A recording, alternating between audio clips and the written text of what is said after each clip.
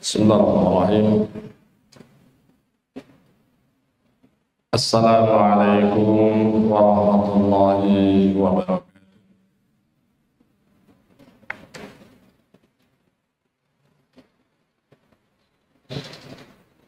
Alhamdulillah. Alhamdulillahi rabbil alamin, wassalatu wassalamu ala asyrafil anbiya'i wal mursalin wa ala alihi wa sahbihi wa man tabi'ahum bi ihsanin ila yaumiddin, amma ba'd.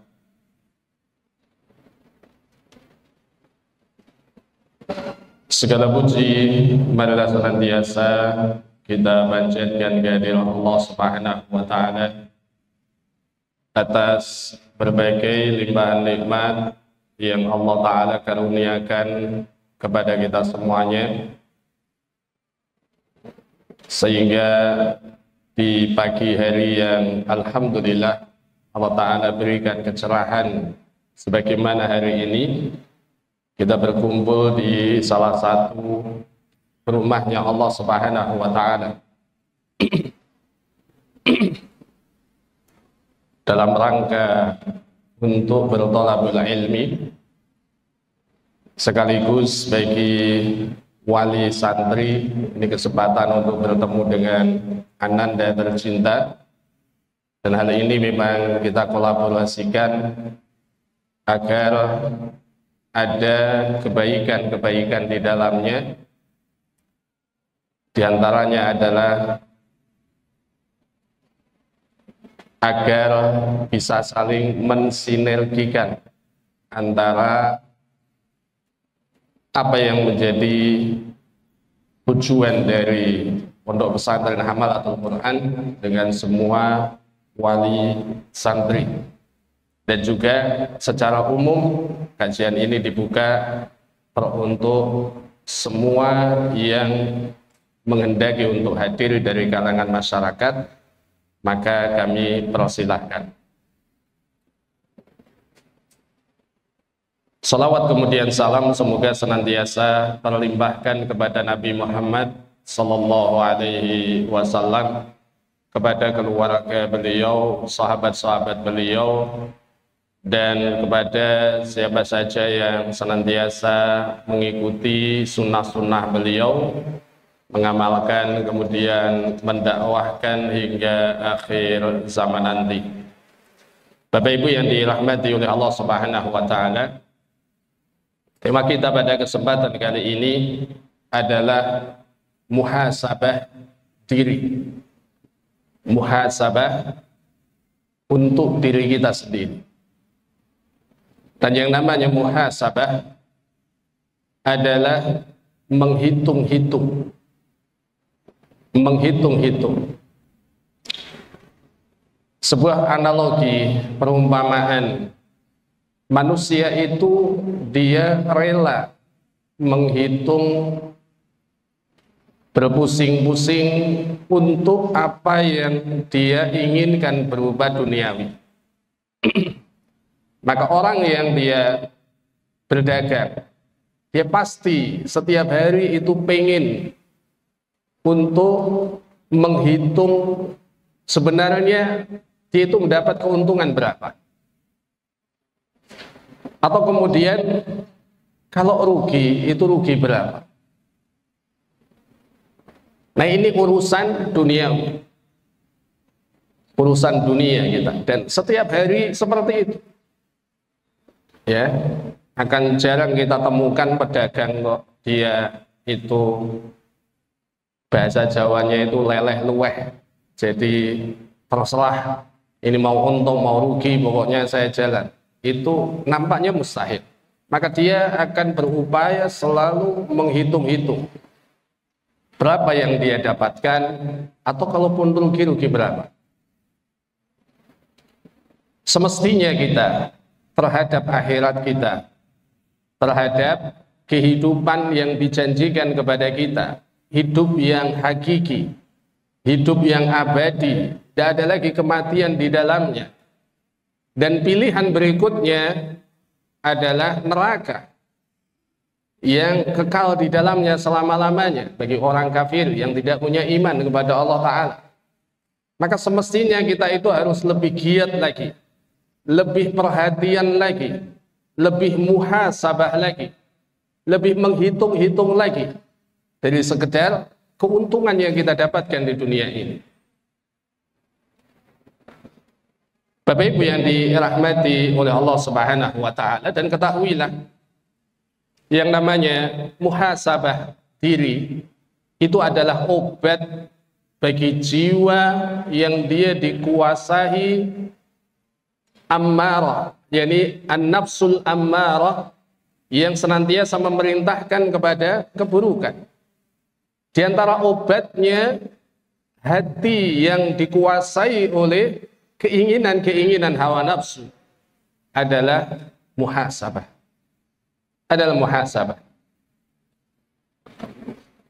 Dan ini sebagaimana apa yang diriwayatkan oleh Imam Ahmad dalam satu riwayat yang disebutkan di dalamnya, al-kayyisu man dana nafsahu wa amila lima ba'dal maut. Orang yang cerdik, orang yang cerdas itu adalah mandana nafsahu. Mandana nafsahu, kata para ulama, adalah orang yang menghitung-hitung jiwanya.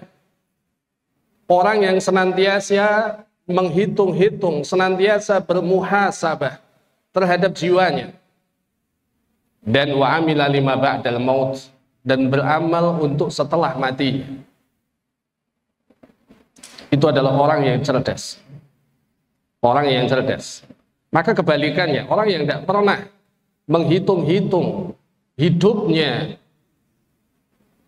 Dan mungkin kalau kita bertanya pada diri kita sendiri, itu juga menjadi sebuah pertanyaan yang jarang kita tanyakan. Mungkin kita jarang mempertanyakan pada diri kita, kira-kira amal saya itu sudah dapat berapa? Kira-kira bekal saya untuk akhirat itu sudah dapat berapa? Kalau ditimbang antara amal buruk saya dengan amal baik saya, kira-kira lebih berat yang mana? Dan ini satu hal yang patut menjadi renungan bagi kita semuanya. Dan kadang kita pun jarang mempertanyakan hal itu untuk diri kita sendiri. Maka berarti itu adalah orang yang bodoh. Karena disebutkan orang yang cerdas adalah orang yang senantiasa bermuhasabah terhadap dirinya, dan dia beramal untuk hari setelah kematiannya. Adapun orang yang lemah, orang yang dia kebalikan dari al-kayyis, itu adalah man atsba'a nafsahu hawaha, orang yang senantiasa memperturutkan jiwanya, itu diperturutkan kepada hawa nafsunya, keinginannya. Apa yang menjadi keinginannya selalu berupaya dia penuhi.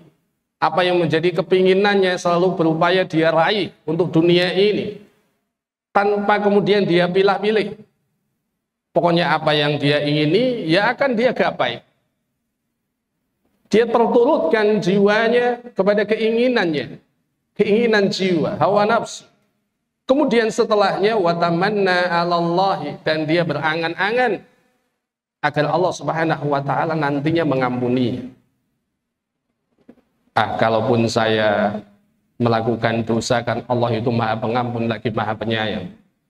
Dia berangan-angan ya bahwasanya kelak insya Allah Allah akan mengampuni saya. Padahal dia dalam hidupnya selalu memperturutkan hawa nafsunya. Apa yang dia jadi kesenangannya, maka kemudian dia perturutkan itu. Dia turuti, dia selalu memenuhinya.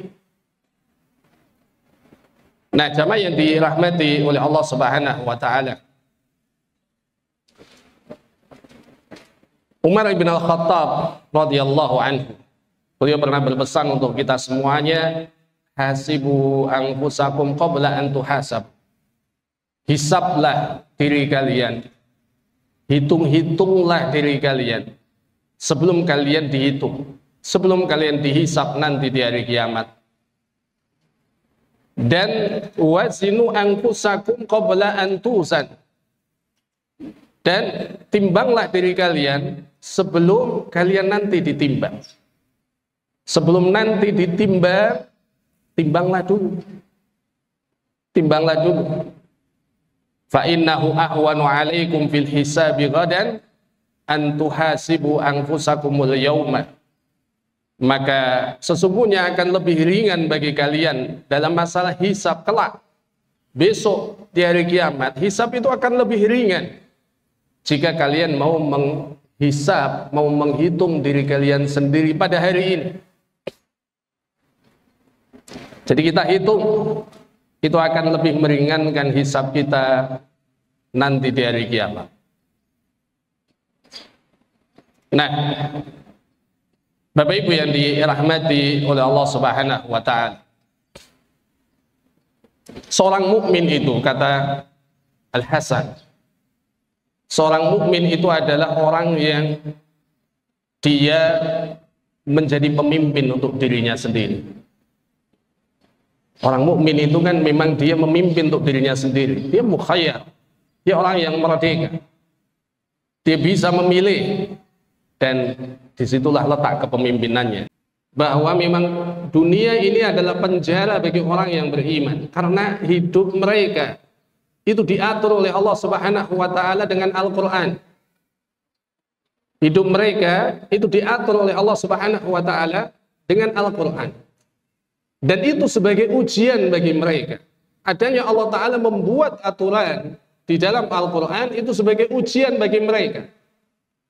Maukah mereka mentaati apa yang ada dalam Al-Quran itu, aturan-aturan yang ada di dalam Al-Quran itu? Maukah mereka itu melaksanakan perintah-perintah yang ada di dalam Al-Quran itu? Maka demikianlah dunia bagi orang yang beriman. Maka dia adalah penjara. Dan kita itu diibaratkan sebagai tawanan yang sedang berupaya untuk melepaskan belenggu pada leher kita nanti di akhirat. Dan hendaknya dia tidak merasa aman sedikit pun hingga dia bertemu dengan Allah Subhanahu wa taala. Jangan merasa aman, karena kita itu tawanan. Karena kita itu adalah orang yang terpenjara. Maka hendaknya jangan merasa aman sampai kita bertemu dengan Allah Subhanahu wa taala. Wa ya'lamu annahum ma'khudun 'alaihi fi sam'ihi wa fi basarihi wa fi lisanihi wa fi jawarihi. Ma'khudun 'alaihi bidzalika kullihi. Dan hendaknya dia mengetahui bahwasanya dia akan dimintai pertanggungjawaban atas apa yang dia dengar. Akan dicatat tentang pendengarannya, penglihatannya, apa yang diucapkan oleh lisannya, semuanya akan dicatat oleh Allah Subhanahu wa taala, dan dia akan dimintai pertanggungjawaban oleh Allah Subhanahu wa taala. Belum semua hal yang dia lakukan. Maka bagaimana mungkin kita tidak berhati-hati? Sementara semua omongan kita dicatat, bahkan apa yang kita lihat itu semuanya dicatat oleh Allah Subhanahu wa taala. Apa yang kita dengar semuanya dicatat oleh Allah Subhanahu wa taala. Bagaimana mungkin kita merasa aman kepada sampai kita bertemu dengan Allah Subhanahu wa taala? Kita merasa aman di dunia ini. Bapak Ibu yang dirahmati oleh Allah Subhanahu wa taala, Malik bin Dinar, beliau pernah mengatakan, rahimallahu 'abdan qala li nafsihi alasti sahibatu kadza alasti sahibatu kadza thumma dhammaha thumma khatamaha thumma alzamaha kitab Allah azza wa jalla fakana laha qa'idan. Kata Malik bin Dinar, semoga Allah taala memberikan rahmat kepada seorang hamba yang senantiasa berkata kepada dirinya, Bukankah dahulu kamu pernah melakukan maksiat ini? Bukankah dahulu kamu pernah melakukan dosa ini? Bukankah dahulu kamu pernah melakukan kedurhakaan semacam ini? Maka dia mengingat-ingat hal itu. Dia mengingat-ingat hal itu. Dulu kamu pernah melakukan dosa ini. Dulu kamu pernah melakukan kemaksiatan ini. Dulu kamu pernah melakukan kedurhakaan ini. Dia ingat-ingat itu. Kemudian dia mencela dirinya. Dia membungkam dirinya. Dan kemudian dia ilzamkan dirinya untuk menetapi apa yang menjadi aturan di dalam kitabullah. Dia haruskan jiwanya untuk kemudian mentaati apa yang ada di dalam kitabullah. Dan pada akhirnya fakana laha qaidan, maka pada akhirnya Al-Quran itu menjadi penuntun bagi dirinya, karena dia kemudian menyesali hal itu. Dia menyesali hal itu. Dia mengingat-ingat, ya. Dia mengingat-ingat, ya Allah, dulu saya pernah melakukan dosa ini. Ya Allah, saya dulu pernah melakukan kemaksiatan ini. Maka orang yang mengingat-ingat hal itu justru, kata Malik bin Dinar, adalah orang yang dirahmati oleh Allah Subhanahu wa ta'ala. Adapun orang yang tidak pernah dia mengingat-ingat dosanya, tidak pernah bermuhasabah, tidak pernah dia menghitung-hitung, dia adalah orang yang celaka. Orang itu adalah orang yang celaka.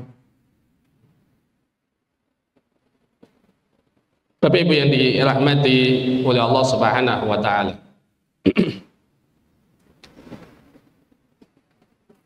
Maka semestinya bagi seorang yang beriman kepada Allah dan hari akhir, alla yaqula an muhasabati nafsihi, hendaknya dia tidak lalai dari bermuhasabah,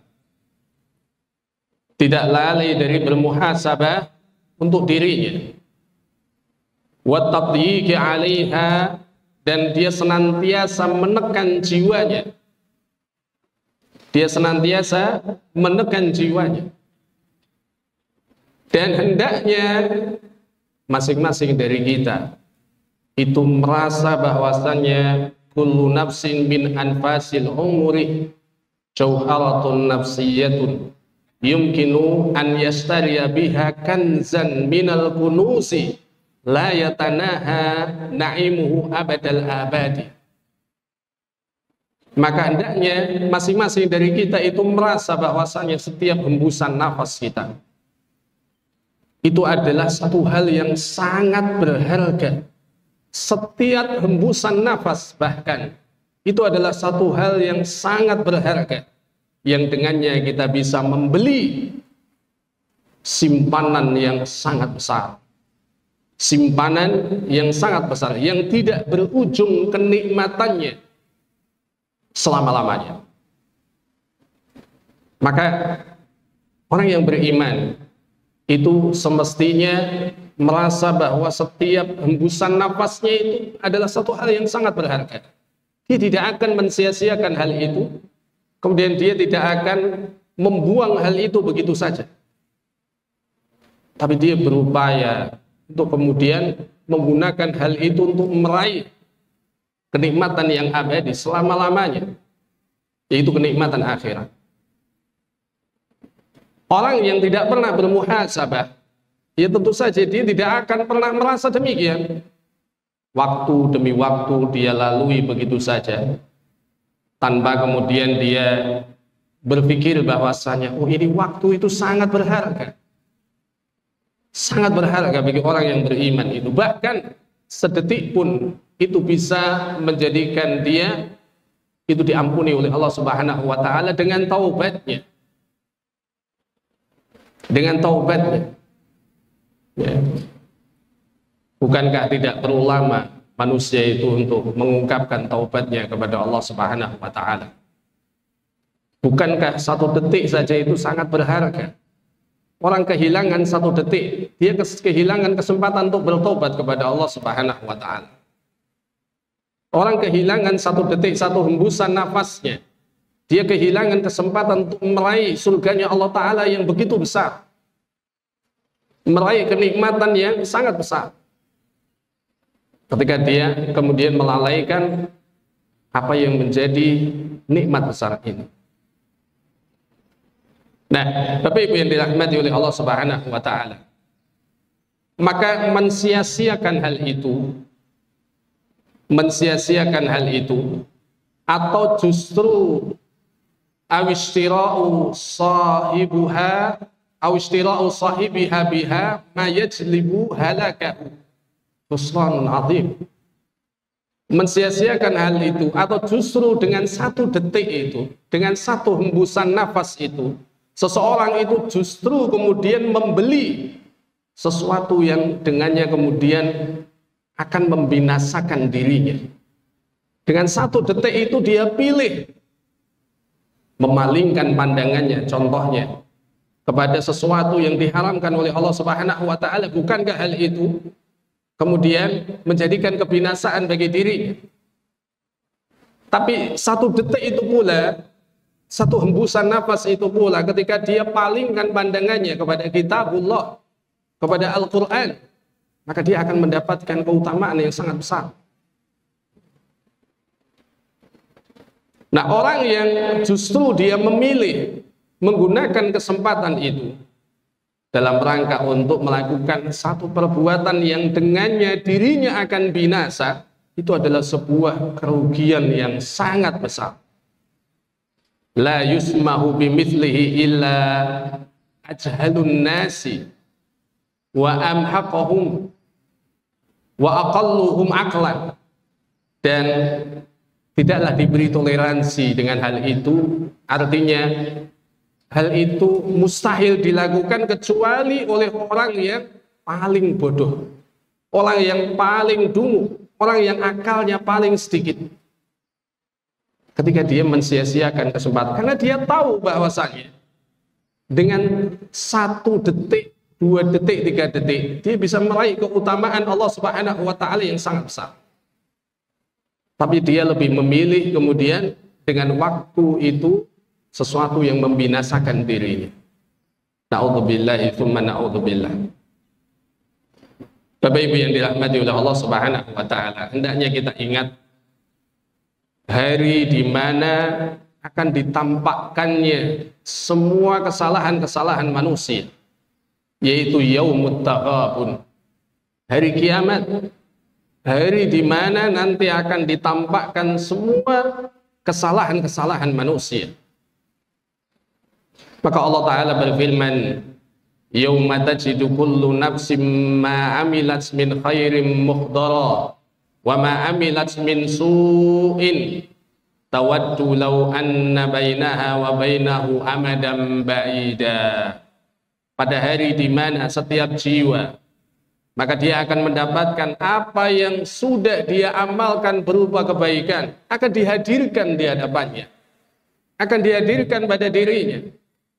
Dan hari di mana semua yang telah dilakukan berupa keburukan itu juga akan dihadirkan kepada dirinya.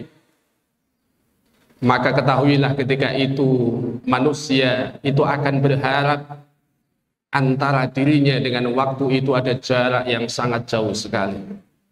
Maka dia menyesal, ya, dia berharap ini tidak datang hari ini, semestinya masih jauh sehingga saya bisa memperbaiki diri saya.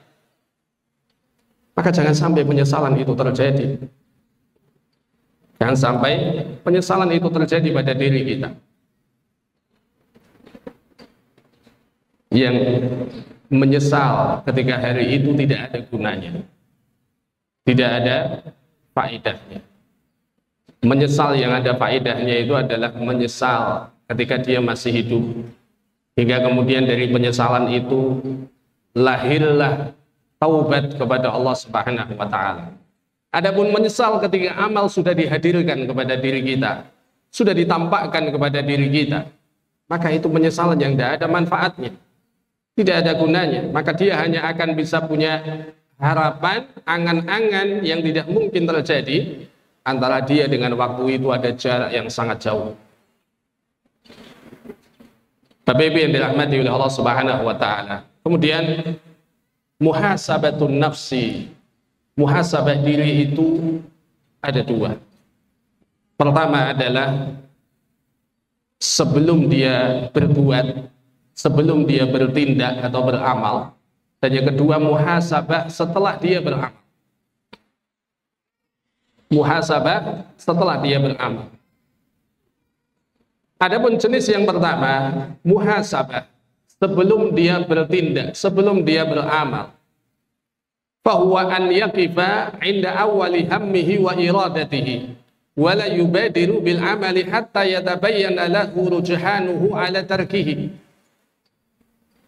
Adapun muhasabah sebelum bertindak atau sebelum beramal, maka seseorang dia berdiri terlebih dahulu ketika dia punya kehendak, dia punya kerentak, dia punya keinginan, dia berhenti terlebih dahulu dan tidak tergesa-gesa untuk melakukan amal tersebut sampai dia mengetahui apakah melakukannya itu lebih baik daripada meninggalkannya. Apakah melakukannya itu lebih baik daripada meninggalkannya. Hendaknya dia tahu hal itu dan dia putuskan sebelumnya. Itu namanya muhasabah sebelum bertindak, muhasabah sebelum beramal. Maka dia harus tahu sebelum dia bertindak, dia berhenti terlebih dahulu, kemudian dia renungkan apakah amal ini kalau saya lakukan itu lebih baik atau justru lebih baik saya tinggalkan. Maka hendaknya dia berhenti terlebih dahulu. Al-Hasan rahimahullah beliau mengatakan, rahimallahu abdan waqafa inda hammihi fa in kana lillahi amdahu wa in kana li ghairihi ta'akhkhar. Semoga Allah Ta'ala merahmati seorang hamba yang dia berhenti terlebih dahulu, berdiri terlebih dahulu tatkala dia punya keinginan untuk bertindak. Jika itu keinginan tersebut, jika tindakan itu adalah tindakan karena Allah Ta'ala, untuk Allah Subhanahu wa Ta'ala, maka dia lanjutkan. Tapi jika tindakan itu bukan untuk Allah Subhanahu wa Ta'ala, maka hendaknya dia akhirkan. Diutamakan yang untuk Allah Subhanahu wa Ta'ala. Nah, penjelasan dari ungkapan beliau ini adalah apabila seorang dia itu hendak melakukan sebuah amal, dia sudah punya keinginan, sudah punya kehendak, kerentak, maka waqafa awwalan nazar, dia berhenti sejenak kemudian berpikir, berhenti sejenak kemudian berpikir. Pertama, hal dzalikal amalu maqdurun alaihi, dia mampu nggak melakukan amal itu atau dia tidak mampu. Kalau dia mampu melakukan amal itu, maka hendaknya dia kemudian berhenti dulu sampai di situ dan kemudian berpikir lagi, apakah melakukannya itu lebih baik ataukah meninggalkannya yang lebih baik. Apakah melakukan amal itu lebih baik ataukah meninggalkan amal itu yang lebih baik. Jika sudah sampai di situ, hendaknya dia berpikir kembali. Hendaknya dia kemudian berpikir kembali. Apakah kemudian motivasi melakukan hal itu karena Allah Ta'ala dan karena ganjaran akhirat, ataukah motivasi melakukan amal itu karena kemuliaan, kemudian derajat pangkat dunia, ataupun karena hal yang lain, karena harta misalkan, maka hendaknya dia kemudian berpikir. Nah, kalau memang kemudian ketemu kesimpulan, oh kok ternyata kayaknya saya melakukan amal ini bukan karena Allah, maka hendaknya kemudian hal itu tidak jadi dia lakukan. Ya. Hendaknya tidak jadi dia lakukan, agar jiwanya itu tidak terbiasa melakukan persekutuan kepada Allah Subhanahu wa Ta'ala dalam ibadah, agar jiwanya itu tidak terbiasa melakukan kesyirikan karena meniatkan sesuatu bukan karena Allah Subhanahu wa Ta'ala. Nah, ini semestinya senantiasa menjadi renungan bagi kita semuanya. Yang kedua, muhasabah setelah kita beramal, setelah kita berbuat. Kalau tadi sebelum beramal, ya. Kalau tadi sebelum beramal, ya dia harus kemudian betul-betul berpikir, ya, dia betul-betul merenungkan, ya, setiap hal-hal tadi. Muhasabah setelah beramal, maka setidaknya juga ada 3.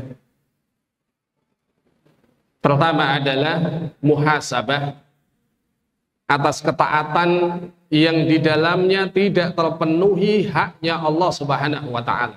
Kita sudah melakukan ketaatan ini, maka kita setelahnya juga harus bermuhasabah.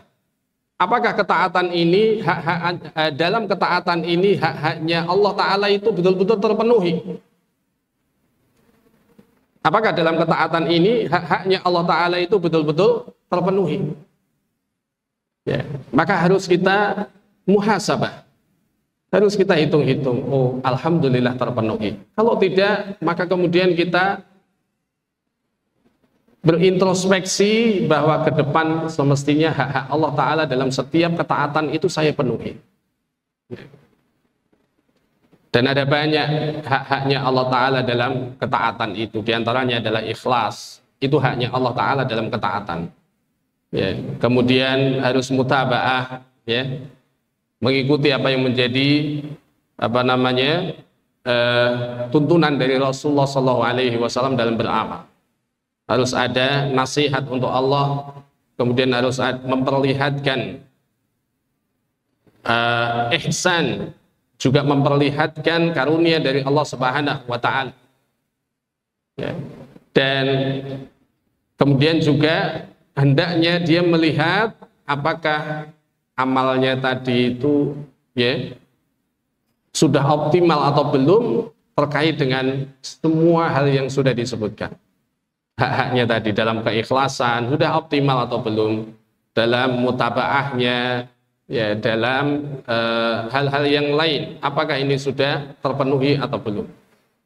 Maka orang harus melihat, ya, muhasabah setelah beramal itu kira-kira hak Allah itu sudah saya penuhi belum dalam amalan itu. Yang kedua, hendaknya dia bermuhasabah atas setiap amal yang sebenarnya kalau ditinggalkan itu lebih baik daripada dia lakukan. Jadi dia melihat kembali, di awal tadi itu ditanyakan, di akhir pun ditanyakan.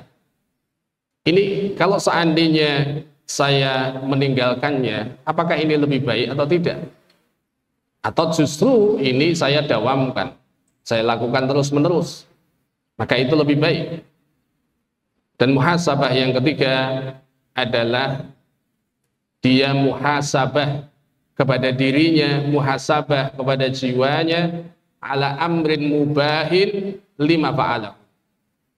Dalam perkara mubah, untuk apa dia lakukan hal itu?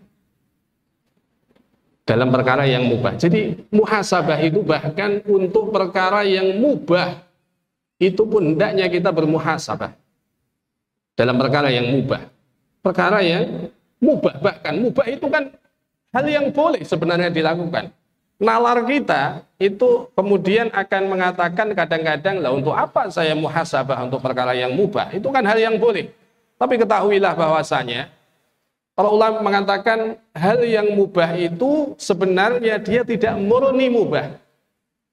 Hal yang mubah itu sebenarnya ada hal yang mubah yang mengantarkan kepada hal yang halal, hal yang baik, hal yang ibadah, dan ada hal yang mubah yang mengantarkan kepada hal yang haram, hal yang buruk minimalnya. Maka ada hal yang mubah yang dilakukan itu sebenarnya tidak murni mubah. Karena mubah itu ada yang mubahnya mengantarkan kepada yang baik, ada yang mubahnya mengantarkan kepada yang buruk. Maka sebenarnya tidak ada perkara yang murni mubah. Makan, Ya, makan itu contohnya adalah perkara yang mubah. Tapi ketika dia makannya itu ngawur, makannya itu semuanya masuk, makannya itu ya tidak dia kontrol, meskipun itu mubah, tapi mubah yang mengantarkan kepada hal yang buruk. Pada akhirnya kolesterolnya naik, ya, pada akhirnya kemudian tensinya naik, ya. Ini kan mubah, tapi mubah mengantarkan kepada hal yang buruk. Ya, maka mubah pun itu harus dievaluasi. Ya. Kalau mubahnya itu mubah mengantarkan kepada hal yang baik, ini yang harus kita lestarikan. Ya. Hal yang harus kita lestarikan. Ya. Maka ya, orang yang bermuhasabah, bahkan untuk perkara mubah pun hendaknya dia bermuhasabah. Karena sebenarnya tidak ada hal yang murni mubah. Mubah itu mubah mengantarkan kepada hal yang baik dan mubah mengantarkan kepada hal yang buruk. Bapak Ibu yang dirahmati oleh Allah Subhanahu wa taala, dan yang akhir adalah bahwa hal pokok yang harus kita muhasabah, yang paling pertama adalah tentang hal-hal yang diwajibkan oleh Allah Subhanahu wa taala kepada diri kita. Dari semua hal yang harus kita muhasabahi, maka yang pokok dan yang utama adalah hal-hal yang diwajibkan oleh Allah Subhanahu wa taala kepada kita semuanya. Itu yang harus kita muhasabah pertama kali daripada yang lain. Ya. Maka dalam hal yang diwajibkan oleh Allah Subhanahu wa taala, maka ini yang paling pokok yang harus pertama kali kita muhasabah. Kemudian hal-hal yang sifatnya sunnah dan juga ibadah-ibadah yang lain. Bapak Ibu yang dirahmati oleh Allah Subhanahu wa taala, maka muhasabah ini insyaallah akan menghantarkan seseorang pada keselamatan dunia maupun akhirat, dan yang paling utama adalah keselamatan akhirat dikarenakan kehati-hatian ya seorang mukmin dalam kehidupannya di dunia ini akan membawa keselamatan bagi dirinya ya, meskipun dia boleh melakukan hal-hal yang mubah, tapi hendaknya pula hal mubah itu hendaknya kita muhasabahi, karena ada yang menghantarkan kepada hal yang baik dan itu bisa menjadi ibadah ketika kita melakukannya dengan niat ibadah, meskipun pada awalnya itu adalah perkara mubah ya, maka dengan niat ibadah maka insya Allah akan menjadi ibadah, dan itu yang harus kita lestarikan. Dan hal-hal yang menghantarkan, yang mubah menghantarkan kepada perkara yang buruk, nah hendaknya yang kita tinggalkan. Demikian yang dapat kita sampaikan pada kesempatan kali ini, dan ada hal-hal yang kurang berkenan bagi Bapak Ibu semuanya kita mohon maaf, dan kita akhiri wassallallahu ala nabiyina Muhammadin wa ala alihi wa sahbihi wasallam, wa akhiru da'wana alhamdulillahi rabbil alamin. Wassalamu alaikum warahmatullahi wabarakatuh.